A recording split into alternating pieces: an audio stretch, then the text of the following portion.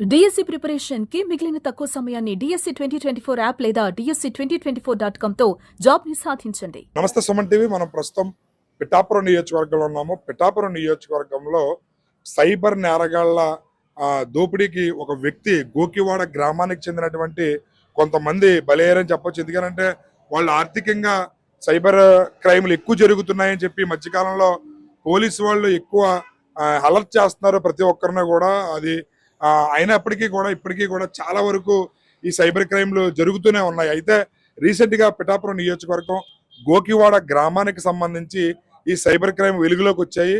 దానికి సంబంధించి మరిన్ని వివరాలు మనం ఈ బాధితుడు ఎవరైతే ఉన్నారో అతను అడిగి మనం తెలుసుకునే ప్రయత్నం చేద్దాం. సార్ నమస్తే, ఏం పేరు మీ పేరు? నా పేరు కీర్తి రాంబాబు అండి. ఏ ఊరు మీది? గోకివాడ గ్రామం అండి. ఏంటి ఏం జరిగింది? లక్ష్మీవారం నాడు సాయంకాలం మధ్యాహ్నం సచివాలయం దగ్గర కూర్చున్నానండి.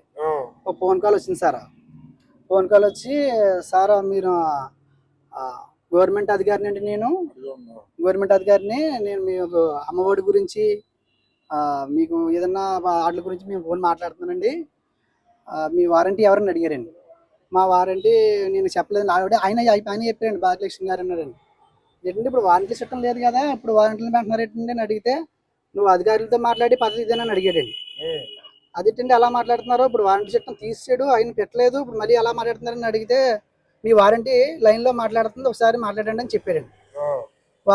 వారంటీ కలిసి, అన్నయ్య నేను భాగ్యలక్ష్యాన్ని రాంబాబు అన్నయ్య నేను మాట్లాడుతున్నాను అనేసి మా వారంటీ హౌసింగ్ లోన్ గురించి అమ్మ వాళ్ళ గురించి ఎత్తిందండి. ఆయన మళ్ళీ ఇంటికి తీసుకెళ్ళి, మీరు హౌసింగ్ లోన్లో మీ సొంతంగా జగనిషన్ కాలనీయా మీ సొంతంగా సైట్ అని అడిగాడండి. అడిగితే జగన్ పరిపాలనలో మా వారంటీ చెప్పిందండి, ఆ అబ్బాయికి జగన్ పరిపాలనలో ఏమి రాలేదండి, హౌసింగ్ లోన్ కూడా రాలేదు అంటే, ఇంటికి తీసుకెళ్ళండి అమ్మా, వాట్సాప్ కాల్ పెడతాను, వీడియో కాల్ పెడతాను, మీ హౌసింగ్ లోన్ చూస్తాను అన్నాడండి. ఇంటికి తీసుకెళ్ళిన తర్వాత మా వారంటీ మరి లైన్లో ఉందో లేదో నాకు తెలియదండి. ఆ ఇంటికి వెళ్ళిన తర్వాత అమ్మ ఆ అమౌంట్ కొట్టండి, ఈ అమౌంట్ కొట్టండి, మీ అకౌంట్లో ఒక 30,000 ఉండలా, లేకపోతే మీకు ఏదన్నా అమ్మఒడి కానీ మీకు వచ్చే హౌసింగ్ లోన్ కానీ వర్తించమని చెప్పారండి. చెప్తే నేను నా దగ్గర డబ్బులు లేకపోయినా మా ఫ్రెండ్స్ ఫోన్ చెప్తే ఒకడు 8,000 ఒకటి 10,000 అలా వేసి ఒక 35,000 దాకా వేసారు సార్. అలాగే మోసపోతే నా అకౌంట్లో నేను ఈ అమౌంట్ పడుతున్నాను అనుకున్నాను, కానీ వాళ్ళ అకౌంట్కి వెళ్తున్నాను అనుకోలేదు సార్. ఇది మీకు ఎప్పుడు తెలిసింది? ఇది ఆయన లాస్ట్ అమౌంట్ బెడ్త్లోకి మాకు గోలవుతులోకి ఆయన ఫోన్ కట్ చేసి, అదంటే మా అమౌంట్ లేదు కదంటే ఫోన్ కట్ చేసాడు వెంటనే. తిరిగి మేము ఫోన్ కాల్ చేస్తుంటే స్విచ్ ఆఫ్ అని వస్తుంది సార్. మరి పోలీస్ కంప్లైంట్ ఇచ్చారా? ఏమన్నారు వాళ్ళు? పోలీస్ కంప్లైంట్ ఇచ్చామండి. మొన్న ఎస్ఐ గారు కూడా మాట్లాడారండి. నేను చూస్తానమ్మా, నువ్వేమో అనుకోవద్దని సిఐ గారు ఇవాళ మధ్యాహ్నం ఫోన్ చేసి మాట్లాడారండి. ఏమన్నా ఏం జరిగిందంటే జరిగిన స్టోరీ అంతా చెప్పాను. మరి ఇప్పుడు మీకు ఇంత అవేర్నెస్ కల్పిస్తున్నారు కదా, అయినా సరే మీరు ఎలాగా ఈ విషయంలో ఇదయ్యారు? వారంటీ మాకు లైన్ లో వస్తుంది కదండి, నాకు అనుమానం కుదిరింది. ముందు ఆయన అడిగానండి, ఇప్పుడు వారంటీ చట్టం లేదు కదా, నువ్వు ఎవరయ్యా ఎలా ఫోన్ మాట్లాడుతున్నావు అంటే, అధికారులతో మాట్లాడి పద్ధతి ఇదేనా, అసలు నువ్వు చదువుకున్నావా ఏంటి ఏమి అడిగాను గట్టిగా అడిగాడు. మరి మీ వాలంటీర్కి తెలిసే జరిగింది లేదా ఆవిడకి తెలియదు? ఆవిడ కూడా మా వారంటీని ఏటమ్మా చెల్లి ఇలా చేసేవేటమ్మా అని అడిగితే, నాకు అది నాకు ఏదో ఆశ పెట్టారు అన్నారండి ఆవిడ. ఆవిడకి తెలుసంట, ఏమో తెలియదండి మనకి, నాకు వారంటీ జాబ్ ఇప్పిస్తాడు అన్నాడు అన్నయ్య, నన్ను కూడా ఇలాగ మాట్లాడించాడు అని మా వారంటీ అంటుందండి. ఇలా మీలా ఎంతమంది మోసపోయారు? మా ఇలాగైతే మా ఊళ్ళో 4 మోసపోయారండి. సుమారు ఎంత మీ డబ్బులు ఎంత పోయి? నా అయితే 35,000 సార్. ఓకే, వస్తాయని అనుకుంటున్నారా మరి మీరు డబ్బులు? వస్తాయని అనుకున్నాను, వస్తే మరి మా వాళ్ళుగా వ్యవసాయం చేస్తానండి. వ్యవసాయ కూలీ అండి. ఉదయం లేచి నేను పనికి వెళ్ళిపోతాను, కాకినాడ వెళ్ళిపోతాను సార్. చూసారు కదా, ఏం పేరు మీ పేరు? కీర్తి రాంబాబు అండి. కీర్తి రాంబాబు గారు. ఈయన గోకివాడ గ్రామం, పిఠాపురం నియోజకవర్గం. ఈయనకి ఒక కాల్ వచ్చింది, అది మేము ఇలాగా విజయవాడ అమరావతి నుంచి అధికారులు మాట్లాడుతున్నాం అని చెప్పి వాలంటీర్ని కూడా లైన్ లోకి తీసుకుని, మీకు పోయిన ఏడాది సంక్షేమ పథకాలు రాలేదు కదా, అవి వచ్చేలా మేము చేస్తాము, కానీ మీ అకౌంట్ లో కనీసం 30,000 రూపాయలు ఉంటే గానీ ఇది జరగదు అని చెప్పి నమ్మించి అతని అకౌంట్ లో ఉన్నటువంటి 35,000 రూపాయల నగదుని అకౌంట్ నుంచి వాట్సాప్ ఏదైతే స్క్రీన్ షేరింగ్ ఉందో, స్క్రీన్ షేరింగ్ ద్వారా మొత్తం అమౌంట్ ని కాజేశారు ఈ సైబర్ క్రైమ్ నేరగాళ్లు. ప్రభుత్వం అనేక హెచ్చరికలు జారీ చేస్తుంది, సైబర్ క్రైమ్ బారిన పడవద్దు అని చెప్పి. అయినప్పటికీ కూడా ఎక్కడో చోట ఏదో ఒక పరిణామాలు జరుగుతూనే ఉంటున్నాయి. ఎంతో మంది మోసపోతున్నారు. కష్టపడి సంపాదించిన డబ్బులు, ఇతను దినసరి కూలీ తను సంపాదించుకున్న డబ్బులు కూడా కాదు, అప్పు చేసి మరి 35,000 రూపాయలు ఈ సైబర్ క్రైమ్ బారిన పడి పోగొట్టుకున్నాడంటే ప్రతి ఒక్కరూ ఆలోచించాలి ఇది. ఎందుకనంటే ఇలాంటి ఫేక్ కాల్స్ ని నమ్మద్దు, మోసగాళ్ళు చాలా మంది ఎక్కువైపోయారు. సో ఇలాంటి వాటి పట్ల ప్రతి ఒక్కరూ అప్రమత్తంగా ఉండి జాగ్రత్తగా ఉండాలని చెప్పి కూడా ఇలాంటి సంఘటనలు ఎన్నో మనకి ఒక ఎగ్జాంపుల్ గా తీసుకోవాలి. అయితే ఈ గ్రామానికి సంబంధించి గోకివాడ గ్రామ సర్పంచ్ అయినటువంటి కీర్తి హరినాథ్ బాబు గారు ఉన్నారు, ఆయన అడిగి తెలుసుకునే ప్రయత్నం చేద్దాం. సార్ చెప్పండి, మీకు ఈ సంఘటన ఎప్పుడు మీ దృష్టికి వచ్చింది? మీ గ్రామంలో ఇలాంటి ఎంతమంది మోసపోయారు? మా గ్రామంలో నలుగురు, అంటే నా దృష్టికి ఇతను కీర్తి రాంబాబు 2:30కి ఫోన్ చేసాడండి. నేను అప్పుడు పిఠాపురంలో జనసేన పార్టీ ఆఫీసులో మీటింగ్లో ఉన్నాం. అప్పుడు ఫోన్ చేస్తే పిఠాపురం రమ్మన్నాను వెంటనే. తర్వాత ఇంకో అతను గెరగ బెమ్మరాజు అని, ఆయన కూడా ఇతను 35,000, అతను 10,000. తర్వాత ఇంకో ఇద్దరు కూడా పోయని చెప్పారు. అది మా దృష్టికి రాలేదు. ఇంకానే ఈ రెండే 35,000, 10,000 మాత్రమే మా దృష్టికి వచ్చాయి.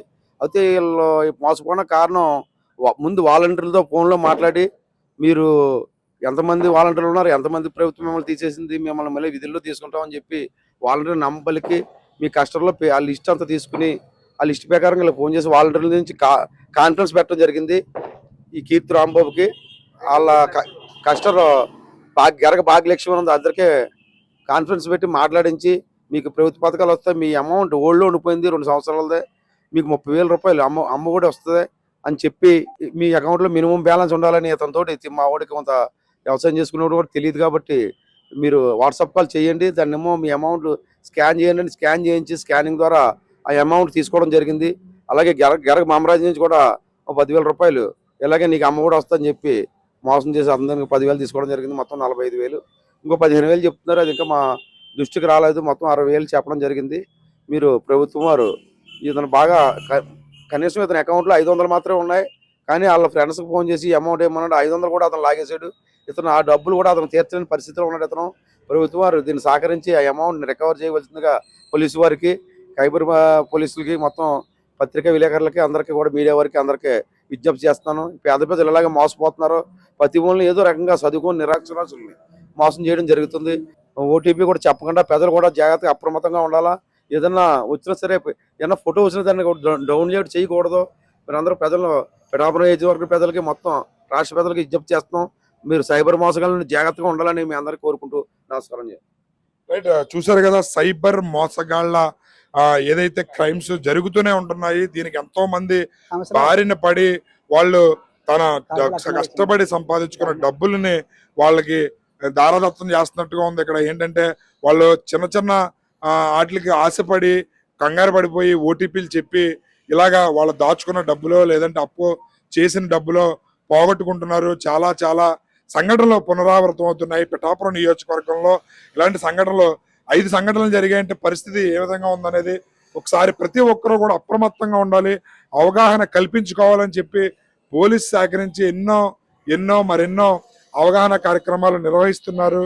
మనం కాల్ చేసినప్పుడు కూడా మొదట సైబర్ క్రైమ్ బారిన పడవద్దని చెప్పి కూడా వాయిస్ వినిపిస్తుంది. దీన్ని బట్టి ప్రతి ఒక్కరూ కూడా ఇది పోలీసు కంప్లైంట్ ఇచ్చినటువంటి ఏదైతే ఉందో ఎఫ్ఐఆర్ నమోదు చేసినటువంటి ఎఫ్ఐఆర్ నెంబర్ ఇక్కడ నమోదు అవడం జరిగింది. కంప్లైంట్ ని ఎఫ్ఐఆర్ నమోదు చేశారు. ఇక్కడ ఉన్నటువంటి పిఠాపురం రూరల్ పోలీస్ స్టేషన్ లో అతను ఏదైతే నగదు కోల్పోయాడో ఆ నగదుకు సంబంధించి ఇక్కడ డీటెయిల్స్ మీరు ఇది చేయొచ్చు, ఇక్కడ గమనించవచ్చు. ఎఫ్ఐఆర్ నమోదైన కాపీ ఇది. పోలీసులు కూడా కేసు నమోదు చేసి దర్యాప్తు జరుగుతుంది.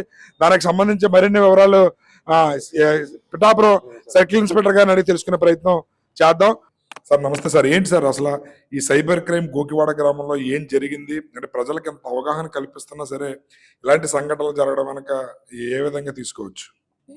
ఏదైతే ఈ సైబర్ క్రైమ్, ఈ సైబర్ చీటింగ్ అనేటువంటిది ఇప్పటివరకు మా జిల్లా ఎస్పీ గారు అయినటువంటి బిందు మాధవ్ గారు, అలాగే మా ఏఎస్పీ గారు అవగాహన కార్యక్రమాలు ఎన్నో కూడా చెప్పడం జరుగుతుంది. ఆన్లైన్ ఫ్రాడ్స్ అనేటువంటిది, ఏటీఎం ఫ్రాడ్స్ అనేటువంటిది, ఆ లింక్ పంపించి ఫోన్ ద్వారా account to account money transfer అనేటువంటిది మొన్నటి వరకు చాలా భారీ ఎత్తులో జరుగుతూ ఉండేది. దానికి సైబర్ అవేర్నెస్ అనేటువంటి క్యాంప్స్లు బాగా పెట్టడం జరిగింది. అలాగే ఇప్పుడు మా రూరల్ పోలీస్ స్టేషన్ లిమిట్స్లో గోకివాడ, అలాగే మన వీరవాడ, ఇలాగే ఉప్పాడ ఏరియాలోని ఈ అమ్మ ఒడి, అలాగే చేయూత ఈ అనేటువంటి మీకు పథకాలు వస్తాయి, కొన్నాళ్ళ నుంచి ఆగిపోయినాయి. అలాగే వాలంటీర్స్ కూడా లైన్లో ఉన్నారు, మళ్ళీ ఈ కంటిన్యూ అవుతాయి అనేటువంటిది ప్రజలకి మాయ మాటలు చెప్పడం, వాళ్ళ యొక్క అకౌంట్ తెలుసుకోవటము, వాళ్ళకి ఒక ఫోన్ ద్వారా వాట్సాప్ కాల్లు చేయటం అనేటువంటిది చేస్తూ ఇలాగా ఏదైతే చీటింగ్ జరగటం అనేటువంటిది మా దృష్టికి వచ్చింది. వెంటనే మా ఎస్పీ సారు కేసెస్ రిజిస్టర్ చేయమంటాము. కేసెస్ రిజిస్టర్ చేసిన తర్వాత త్వరితగతిలో ఎవరైతే ఈ గోకువాడలో అవినటువంటి కేసుని ఛేదిస్తామనేటువంటిది కూడా మేము చెప్పడం జరుగుతుందన్నమాట. అంటే ఏదైతే వాళ్ళ ఫోన్ నెంబర్ కానీ, వాళ్ళు మాట్లాడేటువంటి విధానంలో కానీ, వాళ్ళు తెలుగు మాట్లాడుతూ ఉంటారో ఇవన్నీ కూడా చూస్తున్నాం. ఇది ఏది ఏమైనా ప్రజల్లో అవేర్నెస్ అనేటువంటిది భారీ ఎత్తులో కల్పిస్తున్నాము. వాళ్ళకు కూడా తెలియాలన్నమాట. ఎప్పుడైతే ఈ టెక్నాలజీ ఫోన్ అనేటువంటిది ప్రతి వ్యక్తికి అలవాటు అవుతూ ఉంటుంది. అది చిన్నపిల్లలకి ఇస్తున్నారు, వాళ్ళకి ఇస్తున్నారు, పెద్దవాళ్ళు కూడా వాళ్ళకి ఏయో మాయ మాటలు చెప్పేటప్పటికి వీళ్ళు వాళ్ళే ఓటీపీ చెప్పటం, అలాగే లింక్ ఓపెన్ చేయటం, వాట్సాప్ కాల్ మాట్లాడటం అనేటువంటిది జరిగింది. ఇప్పుడు దీనిలో జరిగినటువంటిది ఈ కీర్తి రాంబాబు మా దగ్గర కంప్లైంట్ ఇచ్చాడు. అలాగే ఇంకా జరిగినటువంటి ఏరియాలన్నీ కూడా మేము క్షుణ్ణంగా పరిశీలిస్తున్నాము, కేసు కట్టాము, దర్యాప్తు కూడా చేస్తాము. త్వరలోనే దీనికి రిజల్ట్స్ అనేటువంటిది తీసుకుని వస్తాము.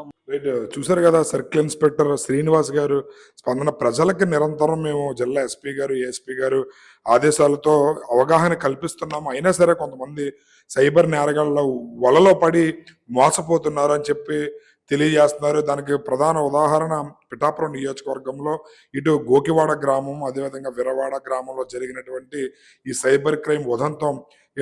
అధికారిని మాట్లాడుతున్నామని చెప్పి సంక్షేమ పథకాలు అమ్మఒడి డబ్బులు పడతాయని మోసగించి 50,000 రూపాయలు కాజేయడం అనేది నిజంగా ఇది బాధాకరమైన విషయం. ఎందుకంటే ఒక దినసరి కూలి అతను, రోజువారీ కూలికి వెళ్ళే వ్యక్తి ఇలాంటి సామాన్యులనే టార్గెట్ గా చేసుకుని సైబర్ నేరగాళ్ళు వాళ్ళని మోసం చేస్తున్నారు. త్వరగా వాళ్ళని మోసం చేయడానికి అవకాశం ఉంటుంది కాబట్టి వాళ్ళని టార్గెట్ చేసుకుని ఈ రకంగా వాళ్ళు ముందుకు వెళ్తున్నారు. సో ఇలాంటి వాళ్ళని అరికట్టడానికి ప్రభుత్వం 1930 అనే ఒక టోల్ ఫ్రీ నెంబర్ ఏదైతే ఉందో ఆ టోల్ ఫ్రీ నెంబర్ని ఇవ్వడం జరిగింది. ఇలాంటి సంఘటనలు జరిగినప్పుడు వెంటనే మీరు 1930కి కంప్లైంట్ ఇచ్చిన వెంటనే కనుక యాక్షన్ తీసుకోవడం జరుగుతుంది. మా వంతు మేము వెంటనే ఈ కేసుని త్వరితగతిన పరిష్కరించి అతనికి న్యాయం జరిగేలా ప్రయత్నం చేస్తాం. అదేవిధంగా ప్రతి ఒక్క ప్రజలు కూడా అవగాహనతో ఉండాలి. ఎందుకనంటే ఊరికిన డబ్బులు ఎవరికి కూడా ఎవరు బ్యాంకుకి వెళ్తేనే చాలా సమయం పడుతుంది. అలాంటిది మీరు ఫోన్లో ఉండగానే వాళ్ళు మీ ఫోన్ ద్వారా ట్రాన్సాక్షన్ చేసేస్తామంటే మాత్రం మీరు ఎట్టి పరిస్థితుల్లోనే నమ్మొద్దు. మీ ఓటీపీని ఎవరితోనే షేర్ చేయొద్దు అని చెప్పి కూడా తెలియజేస్తున్నారు పిఠాపురం సర్కిల్ ఇన్స్పెక్టర్ అయినటువంటి శ్రీనివాస్ గారు. సో ప్రతి ఒక్క సిటిజన్ కూడా అవగాహనతో ఉండాలి, బాధ్యతతో ఉండాలి. చదువుకున్న వాళ్ళు చదువుకోలేని వారికి తెలియపరచండి. చదువుకోలేని వాళ్ళు ఇలాంటి వీడియోలు కానీ లేదా ఇలాంటి సంఘటనలు జరిగినప్పుడు దాన్ని ఒక అనుభవంగా తీసుకుని మరొకసారి అది పునరావృతం కాకుండా జాగ్రత్త పడాలి అని చెప్పి కూడా తెలియజేస్తున్నారు. కెమెరామెన్ వెంకటేష్తో శ్రీనివాస్, సుమన్ టీవీ.